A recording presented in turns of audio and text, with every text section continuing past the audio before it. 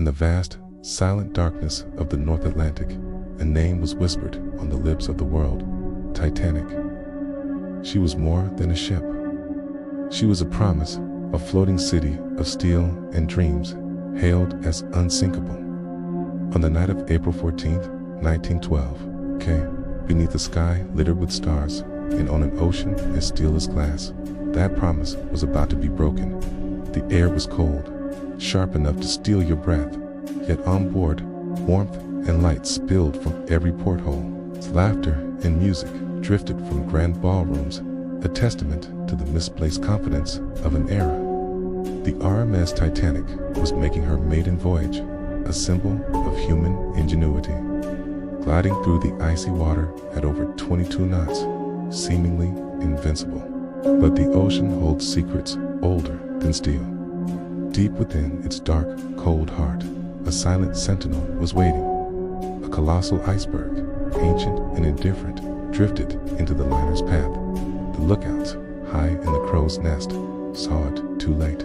Frantic warning, a sharp turn, but destiny was already in motion. It wasn't a thunderous crash, but a subtle, sickening shudder, a grinding tear deep below the waterline.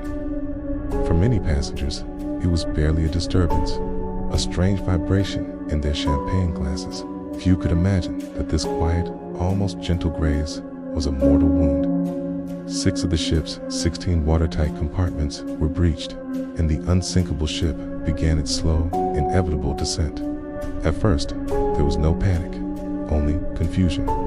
The ship was a monument to safety, and the idea of it sinking was unthinkable. But as the bow began to dip, a quiet fear started to creep in, spreading like the cold sea itself. The order was given, women and children first, but there weren't enough lifeboats, not even half. What followed was a tapestry of human courage and despair. Families were torn apart on the tilting decks, last goodbyes whispered under the indifferent stars. The deck, once a place of promenade and leisure, became a stage for impossible choices. As the angle of the ship steepened, the sounds of calm gave way to a growing murmur of anxiety, then cries of fear. Yet, amidst the chaos, the ship's band assembled and began to play. Their music, a fragile thread of order in a world turning upside down, floated across the water, a haunting requiem for over 1,500 souls who would not see the dawn. Water, black and freezing, climbed relentlessly. It poured through grand staircases, swallowed elegant dining rooms, and extinguished the brilliant lights one by one. The ship's tilt grew more severe, sending everything not secure crashing toward the bow. The sound was deafening, a symphony of destruction, as furniture, crockery, and machinery broke loose. The great vessel, once a symbol of stability, was now a vertical mountain of steel against the night sky. The strain became too much. With a groan that echoed across the miles, a sound like tortured metal, the Titanic began to break apart.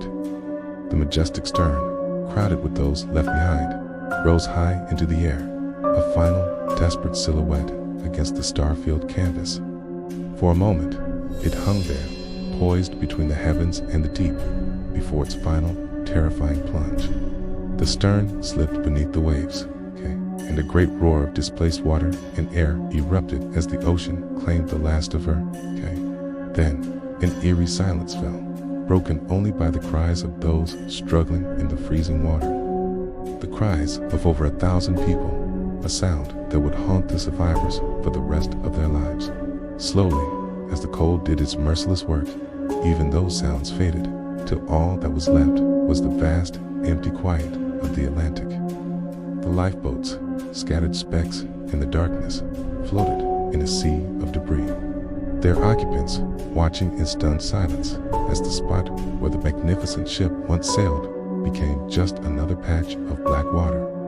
In the end, the Titanic was not just a story of a ship that sank. It was a story of human pride, of our belief that we could conquer nature. On that clear, cold night, the ocean reminded us of its immense power and our own fragility. Great ship, built by human hands to be a masterpiece of technology and luxury, now lies in two pieces on the ocean floor, a silent, rusting memorial. It serves as a timeless, humbling lesson that for all our ambition and all our creations, we are forever at the mercy of the natural world. A world that is vast, powerful, and ultimately indifferent to our grandest designs. The silence was the most terrifying sound, a quiet dread that spread faster than the cold. On the tilting deck, a sea of frozen faces stared into the abyss. Families huddled together, a final, feudal warmth against the inevitable. Parents wrapped their children in thick coats, their own fears hidden behind whispered prayers. But denial was a fragile shield, cracking under the strain of the groaning ship. The grand vessel, a monument to human ambition, now surrendered to the sea. Water climbed the grand staircase, a relentless tide reclaiming the opulent halls. Lights flickered, casting dancing shadows on the walls, a final, ghostly waltz. The once brave musée trembled, a fragile heartbeat against the roar of the invading ocean. Above, lifeboats, beacons of hope, were lowered into the swallowing darkness. Some left half empty, a tragic testament to the chaos and the disbelief. The great ship's bow plunged deeper, its stern rising to the stars as if in a final, desperate plea. The stress was too much. With a deafening roar of tortured metal, the Titanic broke apart. The lights went out, and the darkness consumed all. From the silent depths, we watched the remnants descend. A testament not to failure, but to the humbling power of nature. A reminder that in the face of the immense, human pride is but a fleeting breath against the wind. After the chaos, a deep silence fell. The Atlantic, once a battlefield, slowly returned to its calm, core self. On the surface, a quiet testament to the tragedy floated, fragments of a fallen giant, lifeboats drifting aimlessly under a sky shifting from night to the first pale light of dawn. Where a monument to human pride once stood, now only an empty horizon remained. The great ship was gone, swallowed by the fairy ocean it was built to conquer. Over 1,500 souls were lost to the icy depths, a stark reminder that despite our ambition, nature remains absolute. The Titanic story is more than just a shipwreck. It's a lesson etched in ice and the water, a warning against hubris, and a memorial to the lives lost for a dream that shattered against the sea. Thanks for watching.